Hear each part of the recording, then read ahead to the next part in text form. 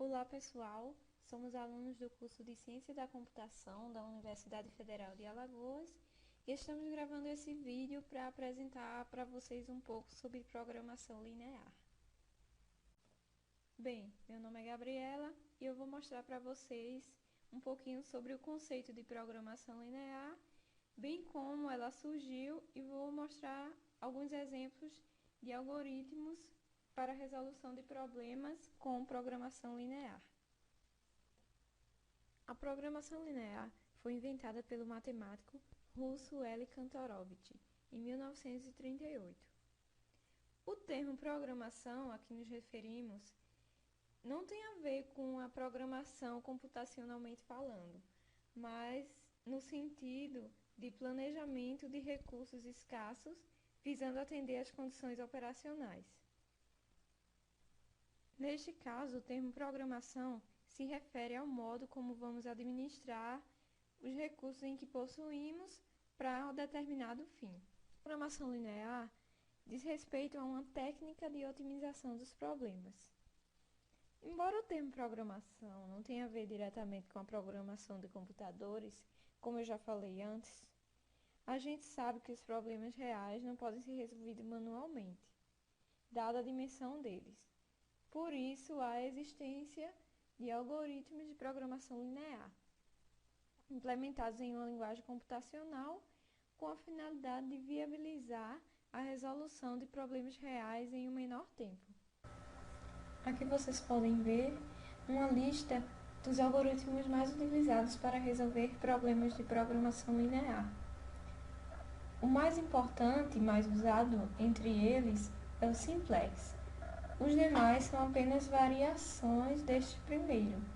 São essas: primal simplex, dual simplex e o simplex revisado. Veremos mais a seguir sobre o simplex de uma forma mais abrangente. Olá, meu nome é Matheus Soares. Eu vou falar um pouquinho como é que deve se desenvolver as equações do algoritmo simplex. Vou falar também sobre a história da programação linear e vou falar também como a programação linear é usada nos dias de hoje, exemplos, enfim.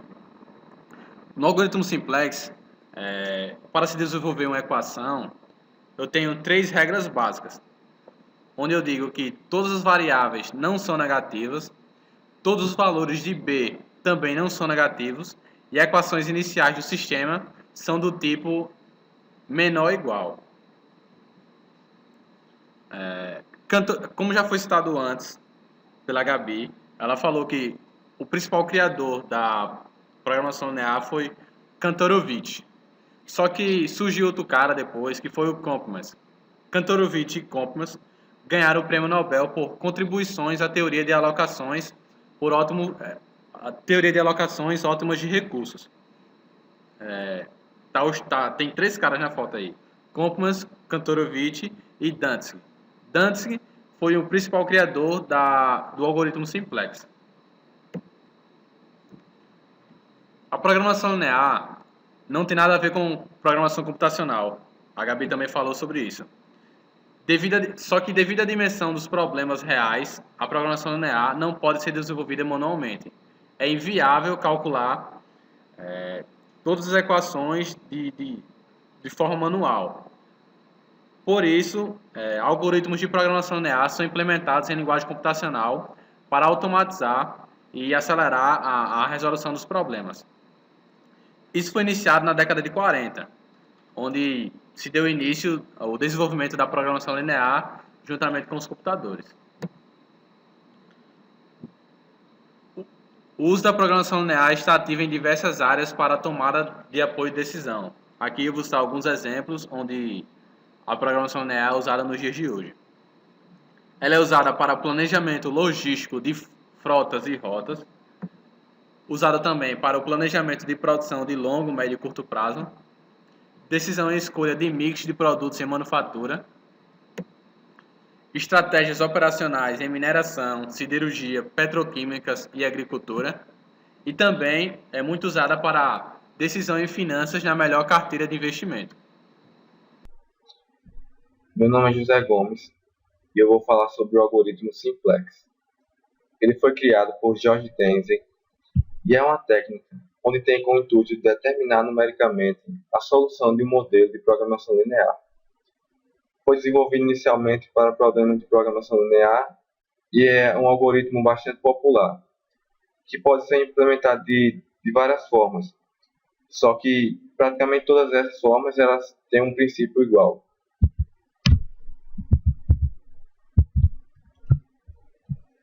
Sua função é encontrar valores ideais para uma situação onde diversos aspectos precisam ser respeitados.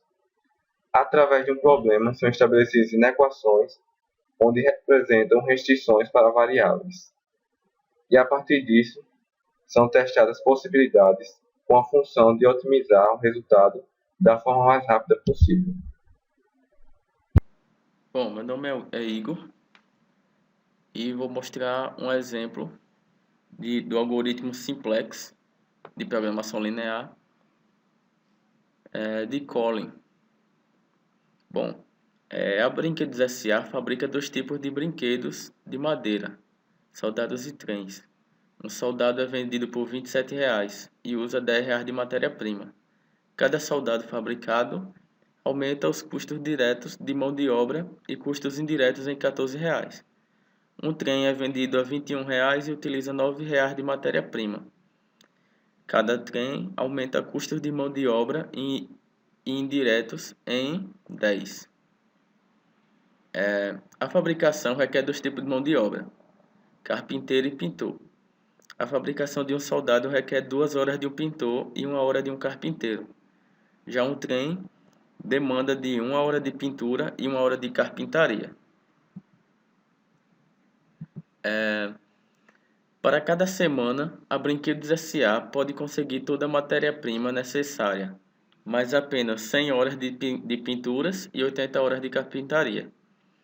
A demanda de trens é ilimitada, mas a de soldados é de no máximo 40 por semana. A Brinquedos S.A. quer maximizar o lucro semanal. Receitas menos custos.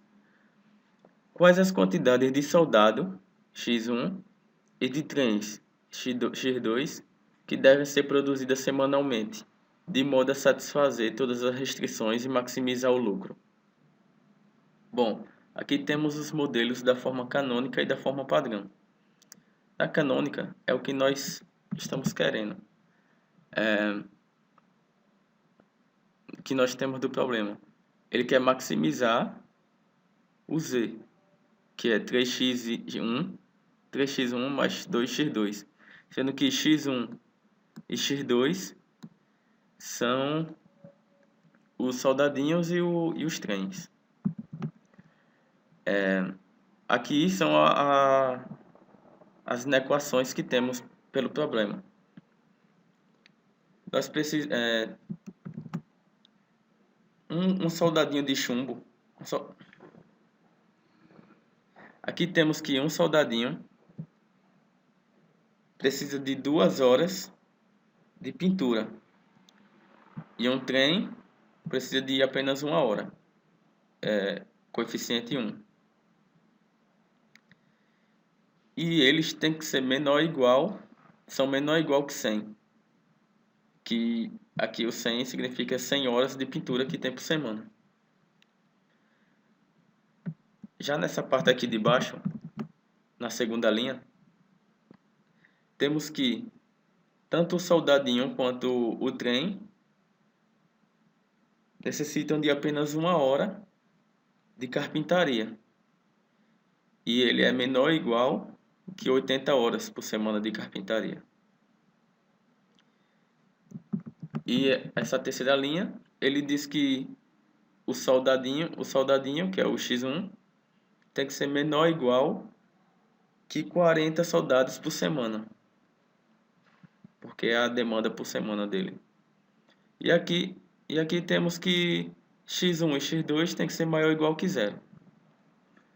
Bom, passando para a forma padrão, que precisamos para poder usar o algoritmo simplex. Bom, aqui temos a mesmo Z da forma canônica E a diferença é que temos que colocar algumas folgas nas nossas inequações. Lembrando que ao colocar a folga, ela vai estar padronizada e logo ela deixa de ser uma inequação. Agora ela vai virar uma equação.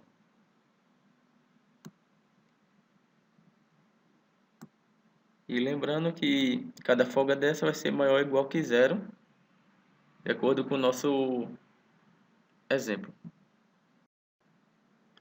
Aqui temos nosso quadro inicial do simplex, ou seja, cada equação dessa, cada coeficiente das variáveis é colocado em uma tabela para a análise. Um exemplo, essa linha Z. Para maximizar, devemos multiplicar as variáveis por menos 1. Ou seja, Z é o que você quer maximizar, não precisa. Então, Z tem o coeficiente de 1. X1 tem o coeficiente de 3, vai para menos 3. E o x2 tem o coeficiente de 2 e vai para menos 2. Que é o que temos aqui. Z igual a 1. Z igual a 1. X1 menos 3 e x2 menos 2. E assim sucessivamente. Para F1, x1 tem coeficiente 2. Aqui. X2 tem coeficiente 1. Aqui. E F1 tem coeficiente 1. Aqui. O resto F2, F3, 0. E B é o que ele está igualando aqui. 100, 80, 40. 100, 80, 40. Bom, a solução. X1 igual a X2, que é igual a 0. Que é o igual, né? A igualdade. A folga 1 igual a 100, a folga 2 igual a 80 e a folga 3 igual a 40. Bom, a conclusão é ótima? Não, pois a função objetivo apresenta coeficientes negativos nas variáveis não básicas. Ou seja, as variáveis básicas são essas, o Z, o F, a folga 1, folga 2 e folga 3, e as variáveis não básicas são essas. Então, nós não podemos ter coeficientes negativos nessas variáveis. Então, o que devemos fazer? Nós pegamos essa primeira coluna, a coluna do x1, que está dizendo que x é menos 3, e dividimos cada valor desse pelo número da linha correspondente. Ou seja, 2 e 100. 100 dividido por 2 dá 50. 80 dividido por 1 dá 80 mesmo. E 40 dividido por 1 dá 40 mesmo.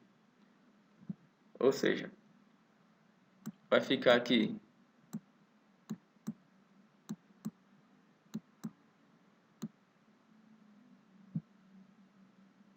50 e aqui o resto 80 e 40. Assim, temos que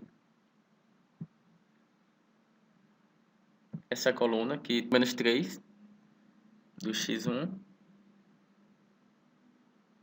veremos agora com o resultado novo, depois da divisão, qual é o menor. E o menor é o 40. que está na folga 3. Logo,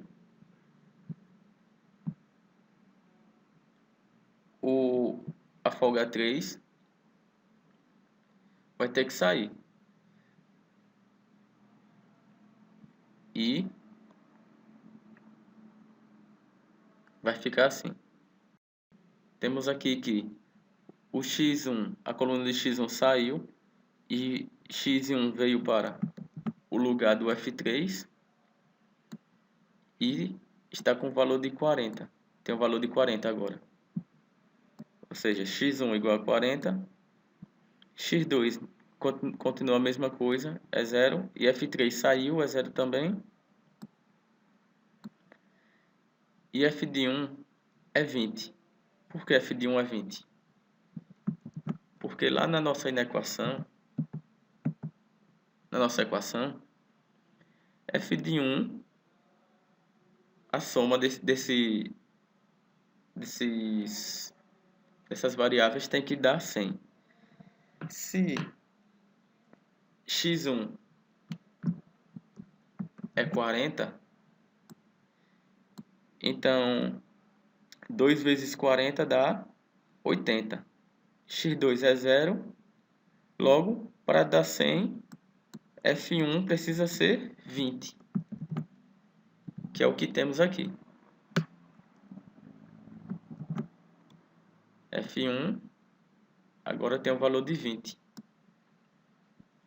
E assim sucessivamente. f2 vai ser 40. Por que 40? Aqui na fórmula, na equação, ele diz que x1 é 40, mais x2 que é 0, mais a folga 2 tem que ser igual a 80. Se x1 é 40, mais 0 dá 40, e mais quanto que vai dar 80? Mais 40. Logo, aqui também é 40. E o x1 é 40 mesmo. E z é igual a 120. Por que 120 se antes era 0? Bom, porque z é igual a 3x1 mais 2x2. Ou seja, 3 vezes 40 vai dar 120. Mais 2 vezes 0 dá 0. Então, z vai valer 120. Aqui. Bom, com isso a conclusão é ótima? Ainda não, pois a função objetivo ainda apresenta coeficientes negativos nas variáveis não básicas. Ou seja, no x2 ainda possui o menos 2 aqui. Aí fazemos a mesma coisa. Pegamos cada coluna, ou cada item dessa coluna, e dividimos pela... fazer assim melhor. Pegamos cada item dessa coluna, a partir do F1, F2 e X1, e dividimos. 20 dividido por 1 dá 20. 40 dividido por 1 dá 40. 40 dividido por 0, mas continua a mesma coisa, porque ele entrou agora no quadro. Bom, então temos que colocar o x2 no menor valor aqui, que é o F1. Então, substituindo, temos. Assim, temos que o x2 saiu e veio para o lugar do F2. E agora tem o valor de 60. O x1 agora tem o valor de 20.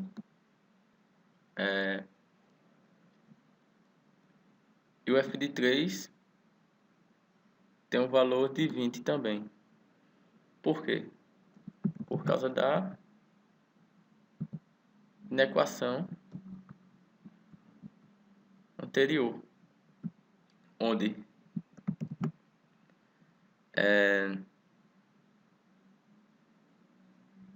f de 1 vai ser 0, né, aqui, porque 2 vezes